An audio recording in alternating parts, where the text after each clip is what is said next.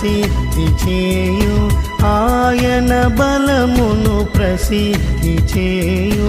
ఆకాశ విశాలమందు ఆకాశ విశాలమందు ఎల్లప్పుడు దేవుని స్తుతించుడి,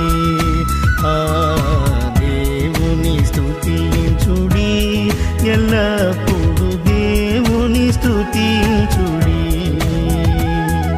ఆయన పరాక్రమ కార్యమున్ బట్టి, ఆయన పరాక్రమ కార్యమున్ బట్టి, ఆయన ప్రభావమును ఆయన ప్రభావమును ఎల్లప్పుడు దేవుని స్తుతించుడి, దేవుని స్తుతించుడి, ఎల్లప్పుడు దేవుని స్తుతించుడి.